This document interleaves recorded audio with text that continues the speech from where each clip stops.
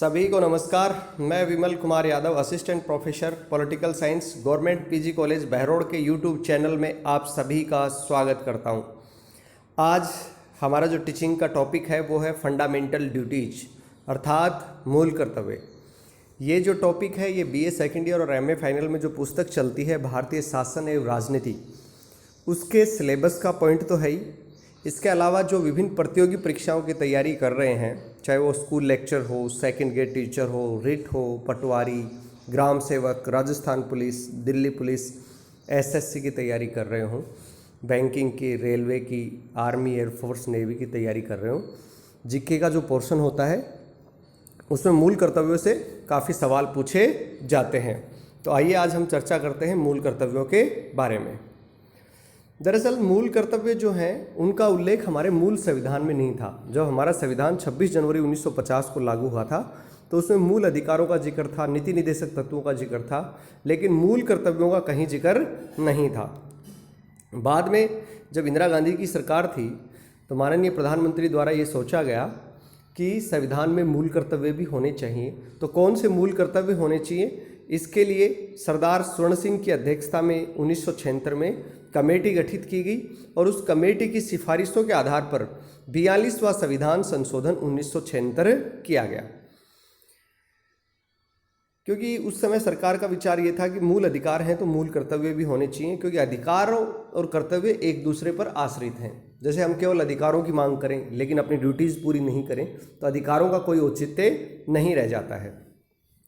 तो 42वें संविधान संशोधन 1976 के द्वारा और सरदार स्वर्ण सिंह कमेटी की सिफारिश के आधार पर संविधान में एक नया भाग जोड़ा गया, भाग 4 क। भाग 4 में नीति निर्देशक तत्व थे, उसी के आगे एक नया भाग जोड़ दिया, भाग 4 क। और अनुच्छेद 36 से 51 तक नीति निर्देशक तत्व थे, उसी के आगे एक अनुच्छेद जोड़ दिया गया 51 क। तो दो चीज़ें जोड़ी गई, भाग 4 क और अनुच्छेद 51 क। उसमें 10 मूल कर्तव्यों का समावेश किया गया। यद्यपि फिलहाल जो मूल कर्तव्य हैं उनकी संख्या बढ़कर 11 हो चुकी है, क्योंकि 86वां संविधान संशोधन 2002 के द्वारा एक 11वां मूल कर्तव्य संविधान में जोड़ दिया गया है। तो फिलहाल मूल कर्तव्यों की संख्या हो गई है 11। शुरू में जब 1976 में 42वां संविधान संशोधन किया तब मूल कर्तव्य थे 10। यद्यपि जो स्वर्ण सिंह कमेटी है उसके द्वारा केवल 8 मूल कर्तव्य जोड़ने की सिफारिश की थी। दूसरा, सरदार स्वर्ण सिंह कमेटी ने यह कहा था कि मूल कर्तव्यों को न्याय योग्य बनाया जाए, अर्थात अगर कोई व्यक्ति मूल कर्तव्यों का पालन नहीं करता तो उसे आर्थिक दंड या जुर्माना वसूल किया जाना चाहिए या सजा का प्रावधान किया जाना चाहिए। जिस मूल कर्तव्यों में एक वो भी था कि टैक्स का अगर कोई नहीं देता तो उसके लिए दंड का प्रावधान हो, लेकिन इंदिरा गांधी सरकार ने सरदार स्वर्ण सिंह कमेटी की कुछ सिफारिशें नहीं मानी। ये उन्होंने कहा कि मूल कर्तव्यों को न्याय बाध्य नहीं बनाया जा सकता, वाद योग्य नहीं बनाया जा सकता। यानी यदि कोई व्यक्ति मूल कर्तव्यों का पालन नहीं करता है तो उसके लिए दंड का प्रावधान संविधान में नहीं है। मूल कर्तव्य न्याय बाध्य नहीं है। तो मूल कर्तव्य पहले 10 जोड़े गए थे, फिलहाल इनकी संख्या बढ़कर हो गई है 11।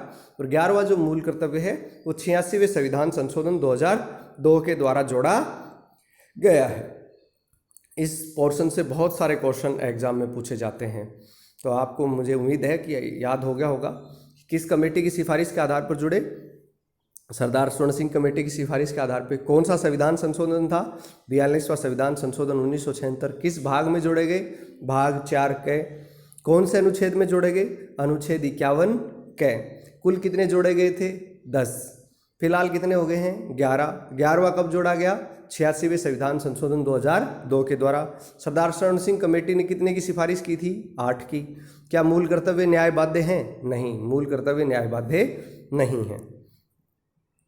दरअसल ये जो हमारे मूल कर्तव्य जो लिए गए हैं ये मूल कर्तव्य सोवियत संघ से लिए गए हैं। दुनिया में सोवियत संघ, जो जिसे आजकल हम रूस कहते हैं, पहले ये सोवियत संघ हुआ करता था। बाद में जो कई टुकड़े हो गए, विभाजन हो गया, 1991 में पतन हो गया, तो उसके बाद से सोवियत संघ का उत्तराधिकारी देश रूस को माना जाता है। तो दुनिया में विश्व का पहला देश सोवियत संघ था जिसमें नागरिकों के मूल कर्तव्यों का उल्लेख किया गया था। भारतीय संविधान में जो मूल कर्तव्य लिए गए हैं ये सोवियत रूस से ही लिए गए हैं। विश्व में फिलहाल जापान के बाद भारत दूसरा ऐसा देश है जिसमें मूल कर्तव्यों का समावेश है। जब 10 दिसंबर 1948 को संयुक्त राष्ट्र संघ के द्वारा मानव अधिकारों की सार्वभौमिक घोषणा की गई तो उसमें मूल कर्तव्यों का भी समावेश था। The universal declaration of human rights जिसे कहा जाता है। तो क्वेश्चन एग्जाम में जो आता है वो ये है कि भारत ने मूल कर्तव्य किस देश से लिए हैं? सोवियत संघ से लिए हैं। ये कई कॉम्पिटिशन में पूछा जा चुका है। इसके बाद में अब हम देखते हैं कि मूल कर्तव्य कौन कौन से हैं। तो अनुच्छेद 51 क में मूल कर्तव्यों का वर्णन करते हुए लिखा है कि भारत के प्रत्येक नागरिक का ये कर्तव्य होगा कि वह संविधान का पालन करे और उसके आदर्शों, संस्थाओं, राष्ट्र ध्वज और राष्ट्रगान का आदर करे। यानी प्रत्येक नागरिक कॉन्स्टिट्यूशन का पालन करेगा। कॉन्स्टिट्यूशन के जो आदर्श हैं, स्वतंत्रता, समानता, भाईचारा, एकता, अखंडता, इन सब का जो संविधान में जो संस्थाएं दी गई, हमारी न्यायपालिका, हमारी संसद, हमारी कार्यपालिका, निर्वाचन आयोग, नियंत्रक, महालेखा परीक्षक, संघ लोक सेवा आयोग, ये जो हमारे संविधान में वर्णित संस्थाएं हैं, इन संस्थाओं का आदर करेंगे। राष्ट्र ध्वज और राष्ट्रगान का आदर करेंगे। दूसरा है स्वतंत्रता के लिए हमारे राष्ट्रीय आंदोलन को जो प्रेरित करने वाले उच्च आदर्श थे उनको हम अपने हृदय में रखें और उनका पालन करें।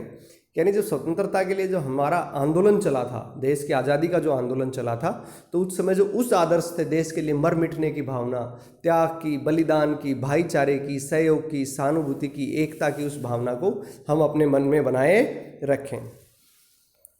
तीसरा है भारत की प्रभुता, एकता और अखंडता की रक्षा करें और उसे अक्षुण्ण रखें। यानी हम इस देश की संप्रभुता को, इस देश की एकता को और अखंडता की रक्षा करें। इस देश के टुकड़े टुकड़े ना होने दें, देश को एक बनाए रखें। चौथा है देश की रक्षा करें और जब कभी भी आह्वान किया जाए तो हमारे राष्ट्र की सेवा करें। पांचवा है भारत के सभी लोगों में समरसता और भ्रातृत्व की ऐसी भावना का विकास करें जो धर्म, भाषा, क्षेत्र या वर्ग पर आधारित सभी भेदभावों से परे हो तथा ऐसी प्रथाओं का त्याग करें जो स्त्रियों के सम्मान के विरुद्ध हो। यानी लोगों के अंदर भाईचारे की भावना हो, समानता की भावना हो, हम धर्म के आधार पर, भाषा के आधार पर, क्षेत्र के आधार पर आपस में एक दूसरे के से भेदभाव नहीं करें। और ऐसी प्रथाएं जो स्त्रियों के सम्मान के विरुद्ध है, जैसे दहेज प्रथा है, घूंघट प्रथा है, बाल विवाह है, इसके अलावा सती प्रथा है, ये सारी प्रथाएं स्त्रियों के सम्मान के विरुद्ध हैं। तो ऐसी प्रथाओं का हम त्याग करें। इसके बाद में हमारी सामाजिक संस्कृति की गौरवशाली परंपरा का महत्व समझें और उसका परिरक्षण करें। इसका मतलब हमारी जो समन्वित संस्कृति है, भाईचारे की, सहयोग की, सहानुभूति की, प्रेम की है हमारी जो संस्कृति है, इस समन्वित संस्कृति की इस परंपरा को हम न केवल समझें बल्कि उसे बनाए रखें। सातवां प्राकृतिक पर्यावरण, जिसके अंतर्गत वन, झील, नदी और वन्य जीव हैं, इसकी रक्षा करें, इसका संवर्धन करें तथा प्राणी मात्र के प्रति दयाभाव रखें। इसका मतलब क्या है कि जो प्राकृतिक पर्यावरण में हमारा जो वन है, आपको पता है भारत में वन क्षेत्र बहुत कम है। ये हमारी ड्यूटी है कि इन वनों को हम बनाए रखें, नहीं तो पारिस्थितिकी संतुलन गड़बड़ा जाएगा। झीलों को, वन्य जीवों को, इनको बनाए रखें क्योंकि पर्यावरण संरक्षण में इन सब का बड़ा योगदान है। इनका संरक्षण करें, संवर्धन करें और प्राणी मात्र के प्रति दयाभाव रखें। आठवां हमारा मूल कर्तव्य है कि हम वैज्ञानिक दृष्टिकोण, मानवतावाद, ज्ञानार्जन और सुधार की भावना का विकास रखें। यानी हम इन अंधविश्वास और रूढ़ियों से मुक्ति पाएं, तर्क और बुद्धि का विकास करें, वैज्ञानिक दृष्टिकोण रखें चीज़ों को समझने के लिए। मनुष्य के प्रति प्रेम की भावना होनी चाहिए, मानवतावाद होना चाहिए, ज्ञान अर्जन की भावना रखें और खुद में सुधार की भावना का हम विकास करें। नौवां है सार्वजनिक संपत्ति को सुरक्षित रखें और हिंसा से दूर रहें। हमारी जो गवर्नमेंट की प्रॉपर्टी हम लोग देखते हैं, लोग जगह जगह थूक देते हैं, गवर्नमेंट प्रॉपर्टीज़ को तोड़ देते हैं, गेट उखाड़ ले जाते हैं, ये गलत है। ये हमारी ड्यूटी है कि हम जो भी सार्वजनिक संपत्ति है, चाहे वो शिक्षण संस्थाएं हों, हॉस्पिटल हों, गवर्नमेंट की कोई बिल्डिंग्स हों, उसको सुरक्षित रखें क्योंकि हम सब की साझी संपत्ति है। और हिंसा से दूर रहें। जब भी धरने, प्रदर्शन, आंदोलन और बंद बुलाए जाते हैं तो सार्वजनिक संपत्ति को बड़ा नुकसान पहुंचाया जाता है। पुलिस के व्हीकल्स फूंक दिए जाते हैं, थानों में आग लगा दी जाती है, गवर्नमेंट की बिल्डिंग्स को नुकसान पहुंचाया जाता है, कांच तोड़ दिए जाते हैं। तो ये जो हिंसक गतिविधियाँ हैं, इनसे दूर रहें। एक बार एग्जाम में ये पूछा गया था क्वेश्चन कि ऐतिहासिक महत्व के स्मारकों का संरक्षण और संवर्धन करें, ये किस में शामिल है? नीति निर्देशक तत्वों में शामिल है या मूल कर्तव्यों में? तो आपको याद रखना है कि ऐतिहासिक महत्व के जो स्मारक हैं उनका संरक्षण और संवर्धन नीति निर्देशक तत्वों का पार्ट है, मूल कर्तव्यों में वर्णित नहीं है। मूल कर्तव्यों में है कि सार्वजनिक संपत्ति की रक्षा करें, ऐतिहासिक स्मारकों का जिक्र मूल कर्तव्यों में नहीं है। 10वां है व्यक्तिगत और सामूहिक गतिविधियों के सभी क्षेत्र में उत्कर्ष की ओर बढ़ने का प्रयास करें, जिससे राष्ट्र निरंतर बढ़ते हुए उपलब्धि की नई ऊंचाइयों को छू सके। न केवल हम खुद बल्कि समूह के रूप में भी हम आगे बढ़ने का, ऊंचाइयों को छूने का प्रयास करें, जिससे हमारा जो देश है वो आगे बढ़ सके। और ये जो 11वां मूल कर्तव्य जो 86वें संविधान संशोधन 2002 के द्वारा भाग 4 के अनुच्छेद 51 क में जोड़ा गया, वो है कि 6 से 14 वर्ष की आयु के बच्चों को माता पिता और उसके संरक्षक का ये कर्तव्य होगा कि वह उन्हें शिक्षा के अवसर प्रदान करे। यानी माता पिता की ये ड्यूटी है कि वो 6 से 14 वर्ष की आयु के बच्चों को शिक्षा के अवसर प्रदान करे। तो ये टोटल 11 मूल कर्तव्य हमारे संविधान में जोड़े गए हैं। जिस प्रकार नीति निर्देशक तत्व न्यायबाध्य नहीं है, उसी प्रकार मैंने बताया मौलिक कर्तव्य भी न्यायबाध्य नहीं है। यानी यदि कोई व्यक्ति मूल कर्तव्यों का पालन नहीं करता तो उसे दंड नहीं दिया जा सकता। मैंने जैसा कि बताया कि सरदार स्वर्ण सिंह कमेटी ने कहा था कि अगर कोई मूल कर्तव्यों का पालन नहीं करे तो उसे आर्थिक दंड या सजा दी जाए, लेकिन तत्कालीन जो कांग्रेस सरकार थी उसने स्वीकार नहीं किया। ये एएमसी मेहता बनाम भारत संघ मामला था, जिसमें उच्चतम न्यायालय ने कहा कि संविधान के अनुच्छेद 51 के खंड 6 के अंतर्गत केंद्र सरकार की ये ड्यूटी है कि वह देश की शिक्षण संस्थाओं को सप्ताह में 1 घंटे पर्यावरण संरक्षण की शिक्षा देने का निर्देश दे। यानी मूल कर्तव्य जो है इस दिशा में कार्य होना चाहिए। गांधी जी ने कहा भी था कि अधिकारों का स्रोत कर्तव्य है। हम अधिकारों की मांग करते हैं तो पहले हमें अपने कर्तव्य पूरे करने चाहिए। यदि हम सब अपने कर्तव्यों का पालन करें तो अधिकारों को खोजने के लिए हमें दूर नहीं जाना पड़ेगा। सब अपनी अपनी ड्यूटी पूरी करेंगे तो लोगों के राइट्स अपने आप ही बने रहेंगे। यदि हम अपने कर्तव्यों को पूरा करे बगैर अधिकारों के पीछे भागेंगे तो वह छलावे की तरह हमसे दूर रहेंगे। जितना हम उनका पीछा करेंगे वह उतना ही दूर उड़ते चले जाएंगे। मतलब ये है कि हम ड्यूटी पूरी करें नहीं, अधिकारों की बात करें तो फिर अधिकारों का औचित्य नहीं रह जाएगा। जिन अधिकारों के हम पात्र होना चाहते हैं तथा जिन्हें हम सुरक्षित कराना चाहते हैं वे अच्छी तरह निभाए गए कर्तव्य से प्राप्त होते हैं।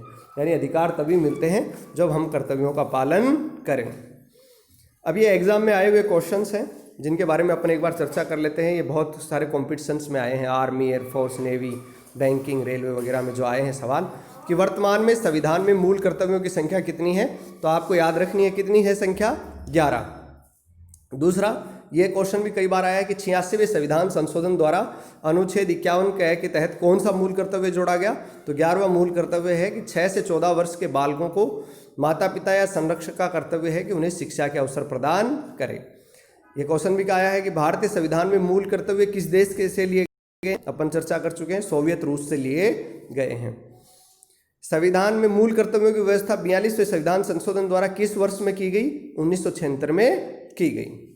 संविधान के किस अनुच्छेद के तहत कहा गया है कि भारत के प्रत्येक नागरिक का कर्तव्य होगा कि वह प्राकृतिक पर्यावरण की रक्षा एवं सुधार करे।